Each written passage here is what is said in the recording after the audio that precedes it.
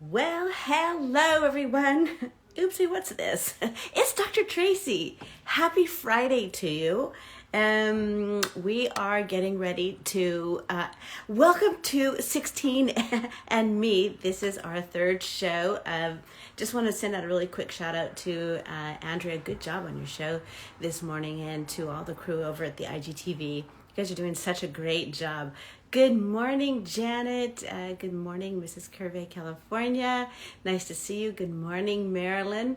Everyone is starting to log on. So as everyone begins to log on right now, my name is Dr. Tracy, and with drtracy.tv, and I want to welcome you to this week's edition of 16 and Me. So for all of you who are wondering, like, what is this all about, 16 and Me?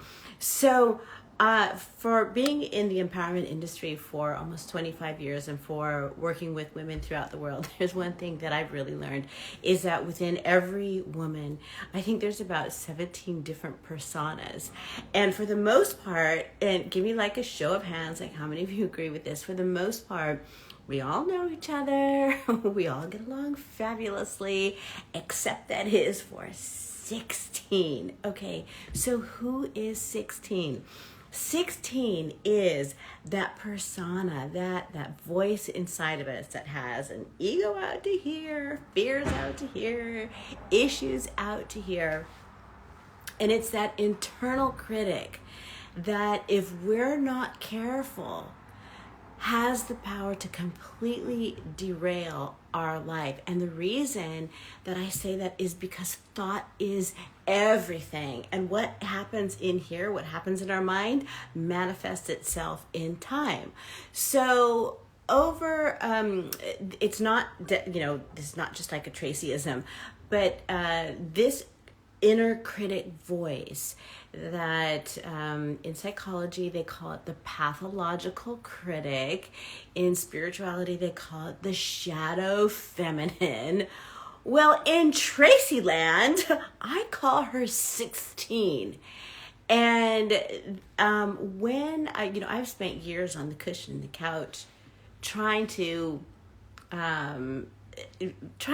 figure myself out. I always say that I'm my first client. And because I don't know how many of you can relate to this, but ever since I can remember, I've always kind of felt like I arrived to this existence with some missing parts.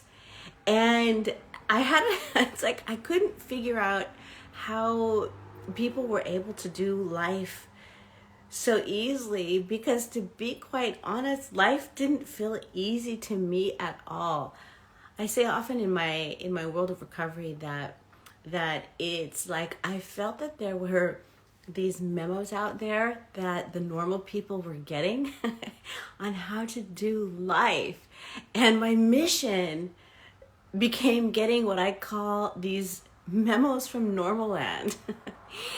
And so I based a lot of my programs on these memos from normal land and whatnot. So one of the things that was really, really empowering for me was to understand that this harsh, critical voice that, again, that psychology calls the pathological critic, that spiritualists call the shadow feminine, was not me. Because for so many years, I thought that it was me who was beating myself up from the inside out. So who is 16? And why is her name 16? Well, one day in my prayer and meditation time, I'm like, why did her name come out as 16? And the download that I got, because yes, I get downloads.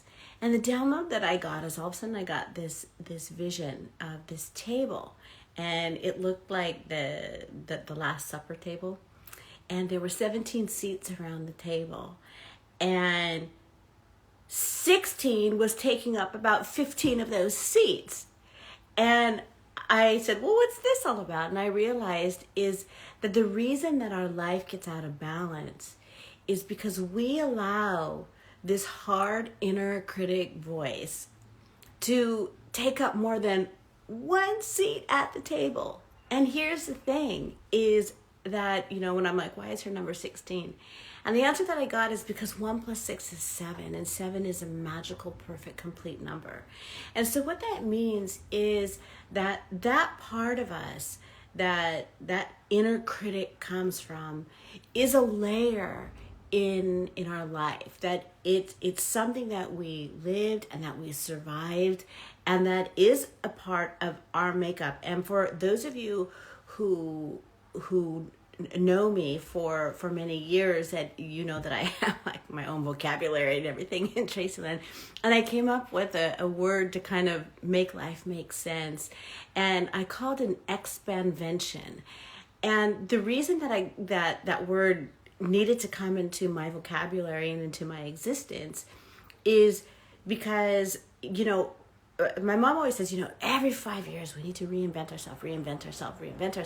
And that's just really coming up with the new, fresh definition. So I was studying the word reinvention, and I realized, wait a minute, I don't know if I want to do a reinvention, because a reinvention, the definition of a reinvention is to become something that you no longer recognize that what was once was. Okay. So, but what I realized is, based on some of the traumas that you've gone through or that I've gone through, I can spend the rest of my life on the cushion and the couch and in therapy. And yet, that trauma still is elements of it are still there. It still does, jump in front of my rose-colored glasses and taint them a completely different color. And it's in a sense who I am. And so many times we can spend years like running from that. And I said, well, isn't that kind of what I did for my whole life, is run from Tracy? So that's when I realized, okay, I don't want to go into a reinvention of self where the old me is not recognizable. But how about I just expand myself to the next best definition of self? So every 5 years we should go into an expanvention. Is any of this making sense to you guys? Which is like kind of like a reinvention, only we remember the parts of ourselves that make us 100% ourselves. So this show called 16 and Me is all about, because I really believe thought is everything. Thought is everything. What you think in your mind will happen in time. That if we don't learn to silence that inner critic and understand, why are you chanting at me so loudly right now, that days, weeks, years, and our whole life can pass us by. So the goal of this program is to learn to introduce you to 16. I'm going to introduce you to my 16. You're going to have the chance to hear other women's 16. You're going to learn to celebrate, because she is there for a reason. Yet silence. Not today, princess. You're going to learn to edit, which means like, are you really telling me the complete truth right now? Because she's a drama queen. And yet empower ourselves by getting to know 16, by making a seat at the table instead of running from her, by giving her enough listening space that we can figure out what is it that she's really trying to warn us about. And then learn how to edit her into a kinder, nicer internal voice. How many of you feel like something like that would really empower your life? All right, really quickly before I get started, let's just say hello to who's logged on. Let's see, I think I saw Teresa Dame. I think I hello TB16997. Hello Sheer Transformation. Oh, I love your name. That is so exciting. I'm Dr. Tracy. It's nice to meet you all. There's Teresa, Adarsh, Mata, okay, Akriti, okay, nice to see you all. And a very quick, and Landish Solfin, oh, I'm going to botch your name, I'm so sorry. Okay, really quickly, I just want to say a very quick thank you to Karen, who sent me this beautiful necklace. Can you guys see it? It's a sunflower. And for those of you who know me, you know that I love sunflowers, because you know what I love about sunflowers is that when I was locked into my story of depression, Let me tell you, 16's voice in the middle of depression, there's no hope. There's no room for you on this earth, right? So, so during that time, I learned the beauty of sunflowers. And that's that sunflowers, even in the darkest of days, they search the sky for the sun. And that was a discipline that anybody who goes through battling with the blues, a little a little WWF wrestling for your emotional system with depression, that it's really important that you learn that discipline of looking for the sun. Okay, we have an exciting show today. And so what I want to do, and listen, remember, I can't hear you, but I can see you by your thumbs up, by your emojis, by your expressions, by your words. So what I want to do today, which I think is super important, is that I want to explain to you from a psychological standpoint who 16 is. Are you ready? Okay, so in the world of psychology, 16 is known as the pathological critic. Now, the pathological critic it's an internal voice. And let me just read to you. This is from a book that's called Heal Your Self-Esteem, so that you could understand that what you're dealing with that critical voice it's actually real. But the beautiful thing that I want you to walk away from today is for you to understand that judge and that jury and that voice that can either come out in panic, like, oh my God, globalization, everyone is mad at you. She can come out in doubting you. You can't do that. She can come out and raging at you. All these internal messages that they can do. Hello, Tatiana. Hello, Anger Singh. Nice to see you. All right. So let me just read from you about what exactly is this internal voice of 16. So it's called the pathological critic. Let me just read it to you like this. The pathological critic is a thought pattern that speaks to us from within. It lives in our mind and it communicates to us by thought. The pathological critic is a very mean internal voice, and its goal is to undermine our self-worth. The pathological critic is a very dangerous thought process because oftentimes it's so woven into our thought process that we can't determine between who is us and what is the voice of the pathological critic, which is, guess what? A trauma wound talking to us. So let's see. The internal messages of the pathological critic are more toxic and poisonous to our emotional health than most trauma and loss. Why? Because thought is everything. And I always say that we are stuck with ourselves for the rest of our life, and we need to get comfortable with this person called me or this person called you. And if you're just bashing yourself from the inside, well, that's not a very nice way to go through life. All right. So the way that the pathological critic works is that every day, throughout the day, it raises its perfectionist head and it begins judging. Okay, by a show of hands, tell me how many of you can appreciate this. It begins judging and critiquing your every move. I was sharing last week that when I was in Hawaii, my pathological critic, when I was going down to the beach, all of a sudden is like, listen, blubber woman, are you really going to traumatize the people in the next cabana next to you with that body of yours? And that's how 16 speaks. It blames you for everything that goes wrong, and it compares you to others, to their achievements, to their abilities, and it finds you wanting. The critic sets impossible standards of perfectionism, then it beats you up for the smallest mistakes. How many of you are identifying with this? The critic keeps an album of your failures.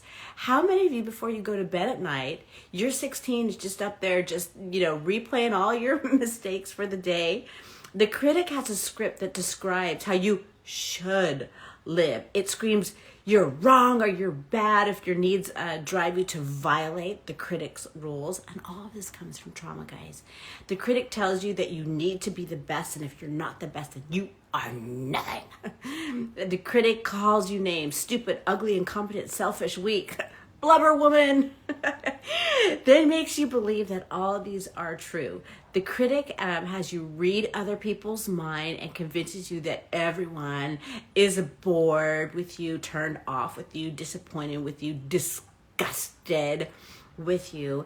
The critic exaggerates your weakness by saying that you always say stupid things, you always screw up, and you never finish anything on time or at all. Somehow the taxes always seem reasonable and justified because we look at our life and we're like, yeah, but there is kind of evidence that that's true. So the worst thing about the critic is that if we don't become aware of the critic, in other words, if we don't become aware of 16, that we have no defense against that critical voice as it goes and it starts to beat us up from the inside. There you go again, making another ass out of yourself, you know? And so that is why this show is so important to me, is that along my repair journey, when I learned that, oh my gosh, that voice, those voices, okay, they're not audible voices, those thoughts inside of me that can either be the perfectionist or the angry one or the big scaredy cat on the block or the super hard religious, like, hard ham, isn't me. It's just my trauma wounds. Then I was finally able to create that space so that healing and an expansion can take place. So I'm super excited because I'm going to open up the classroom right now, because the thing about that's really important is when you can hear not just my 16 voice, but when you can hear other people's 16 voice. And so when I was in Hawaii, I had a chance to get together with, oh my gosh, I love this girl, with Heather. I've known her for many, many years, and we began to talk about 16, and she was cracking me up with her 16. So let's see if we can get, oh, Heather, where did you go? You're not there. All right, so hopefully she'll come back and jump back on the line. So let's read some of the book. The book cover is actually a sunflower. I don't know what that means, but let's see. So glad that I'm here for this. I'm glad that you're here for this too. Thought is everything, and this is so true. So, all right. So when I was in Hawaii, and Heather and I got together, and she may have had to step back into her work environment. When I got, we got together, and she's like, tell me about this 16. And I started telling her about, it's this trauma wound. It's a voice that stems from trauma wound. And mine stemmed from a variety of different places. And she began to tell me this story about her 16. And let's see, there she is. I'm going to bring her on because she, of course, I'm 16 the best. And we're going to wait for her just to be able to log in all the way from the Hawaiian Islands. I think it's the crack of dawn over there, and she's just now waking up. So she began to tell me this story about she had this personal goal for herself. And right before she was about to, launch into this personal goal for herself, her 16 reared its ugly head and began sabotaging her from the inside out. And what happened is, as it sabotaged from the inside out, it began to sabotage on the outside. And the funniest thing about Heather's 16 is, so she gave voice to it. I'm like, okay, let me hear it. And her 16 is a total diva. As she described it, we're having a hard time connecting. So Heather, I'm going to cancel you. And Heather's, it says that Heather's unable to join. I think it's a Wi-Fi issue. Let's try this one more time and try to get her back on here.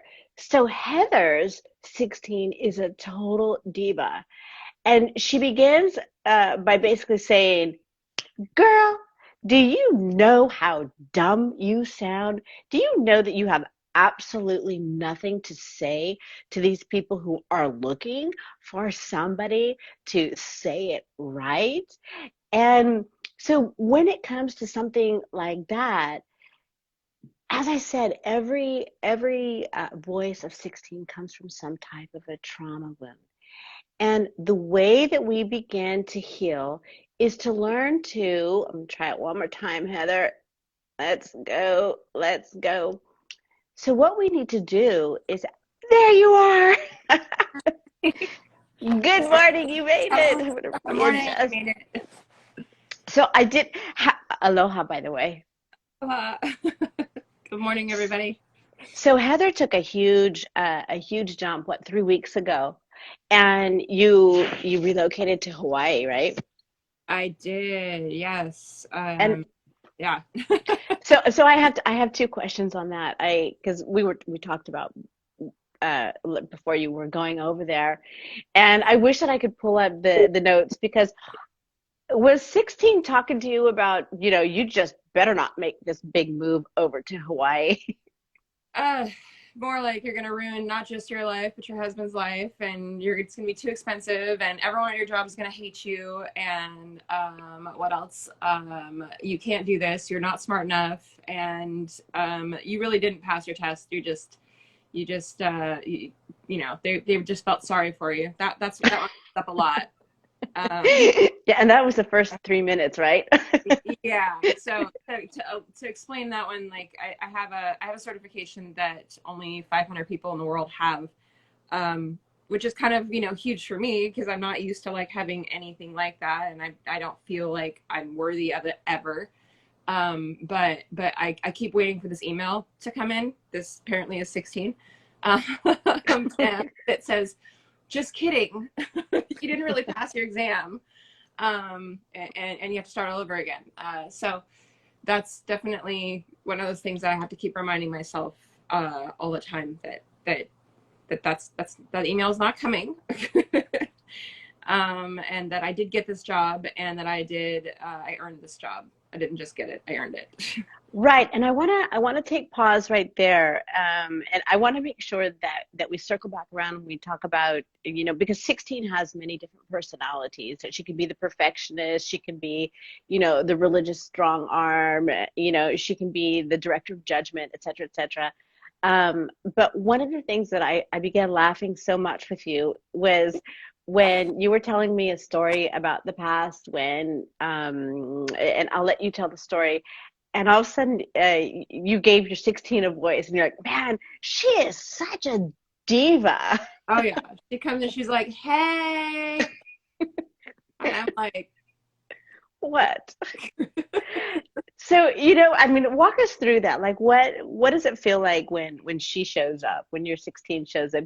Take us back to that moment, and let me hear when you were defenseless to understand that, that is a pathological critic, that is that voice that's just sabotaging from us within. It stems from somewhere, and how we can just get swooped so into it because we don't realize that that's not us talking. That's a trauma talking. for me, it honestly it happens on a daily, so it's hard for me to pinpoint just one, and there's so many that so many times in my life where this comes up, and there was the time when I was at Miss Globe, and I had not ever had a problem speaking in public previously, but all of a sudden, and anyone who is there knows this, like I began having this internal panic attack, and it was just like I couldn't speak, I couldn't talk, I felt like I couldn't like walk, I couldn't do anything, and I just felt so terrified. And it was this inner voice in me that was just popped up, and she was like, "Oh, you think you look all right? No, you don't look at all of these other beautiful women. Please, honey, sit down." And and it was, I mean, and that happens to me all the time, but for that particular moment where I'm supposed to be here and representing and everything else, it was definitely this internal moment where I was just like, what am I doing, here? I'm not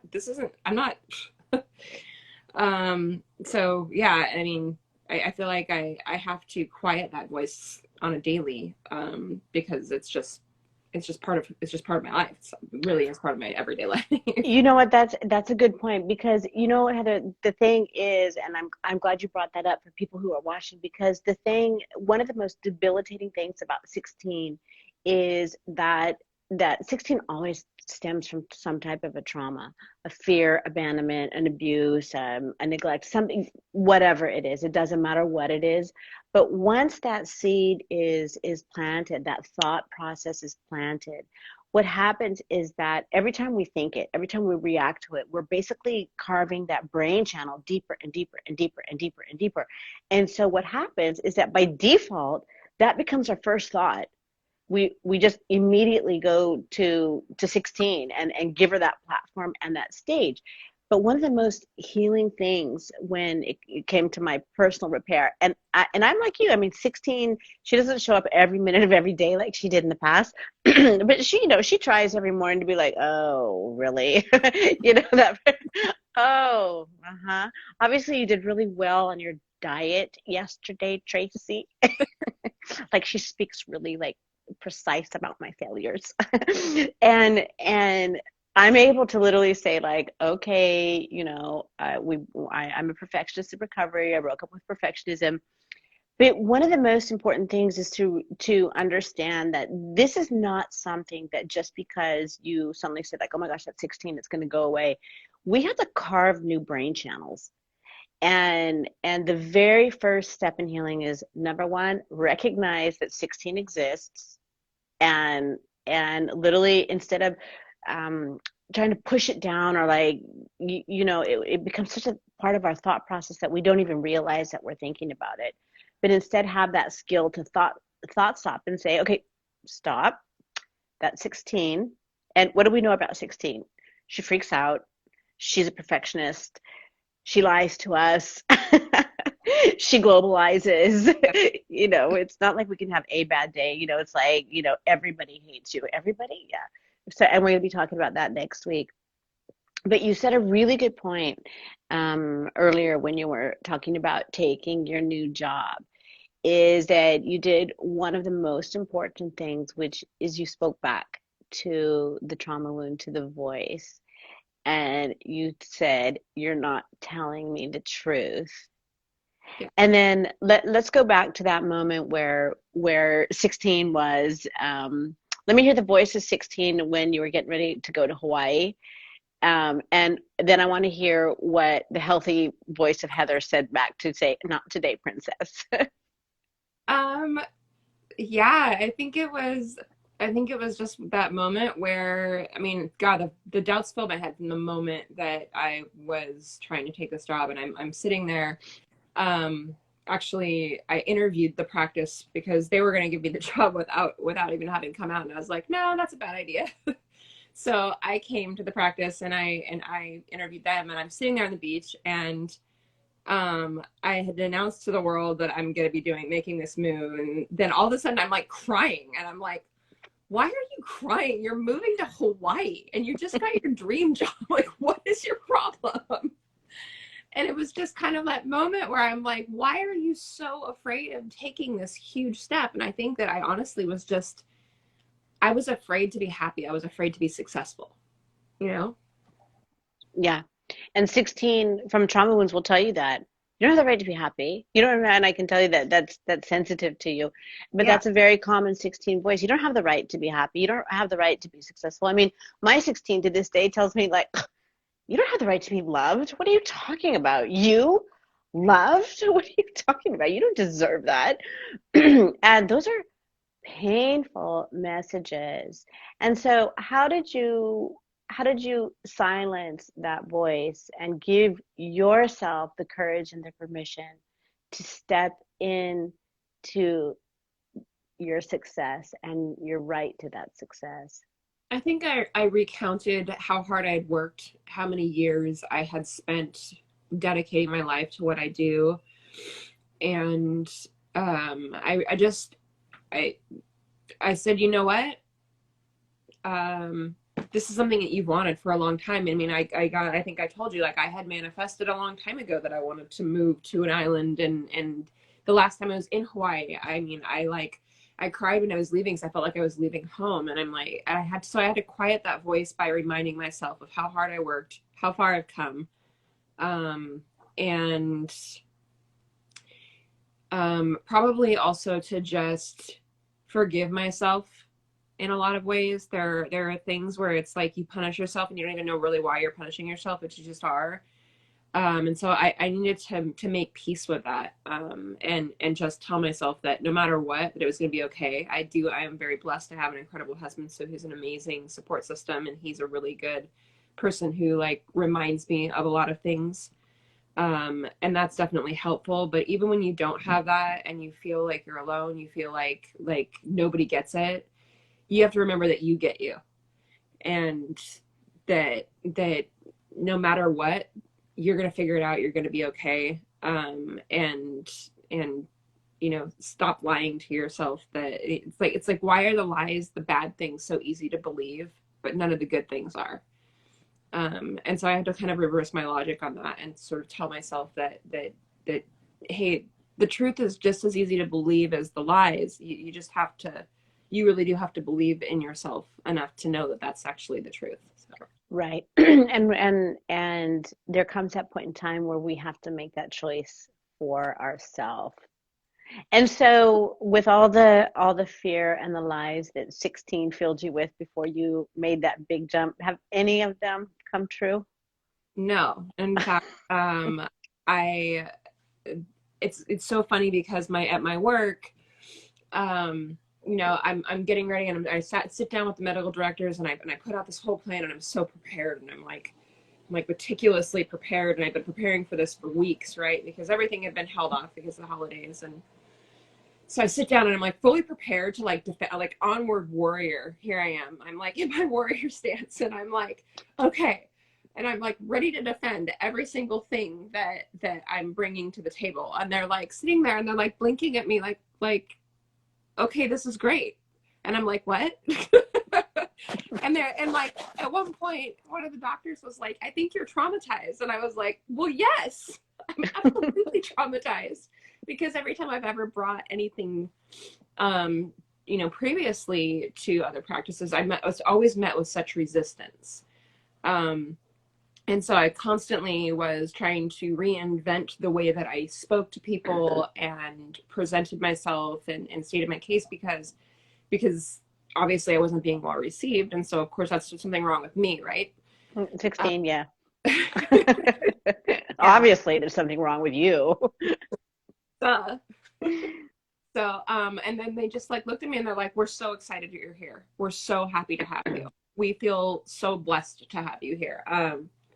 They're very grateful. And they have returned to me a sense of confidence that I don't think I've ever had before. And it's still a little uneasy and unnerving. I released my first protocol yesterday or day before yesterday, and I was like terrified. I'm like shaking before I hit the send button to the practice, because I'm like, everyone's gonna hate me. And I'm like, okay, 16. Sit down. There she is again. And the moral, congratulations on that. And the moral of the story, I think, because we're just about out of time, the moral of the story is that if you don't give 16 a proper pushback, and it doesn't mean to become abusive back to that trauma wound that we've been through, but instead to say stop and to push through it, that the fears and the insecurities that that critical voice can put inside of us rarely never come true. And you're a living example that you pushed through all the sabotage that she put in your head, all the failure that she put in your head, all the fear that she put in your head, and now you're into the next expansion of your life. And I just want you to know I'm so proud of you, and I thank you very much for waking up so early in Hawaii, and congratulations on your promotion, all the donations that you're going to be making to the animal kingdom over in Hawaii, and also for just your bravery and sharing your 16 with us, and the tools that you used in order to push push past those voices. Do you have any final thoughts that you want to share with somebody that might be haunted by their 16 about a job move? Just believe in yourself. That's the biggest thing I can say is, you definitely live the part of the story that you're focused on. So everybody has a story in life, and We are our story. we are our own story. And if you focus on the bad parts of the story, that's going to be your story. So focus on the part of the story that you want it to be true. And that's the biggest thing I can say is that, I want my true story to be about success, about love, about fulfillment, and that's what my focus needs to be. So I love it. I love you, Heather. And for all of you, I said I love you back.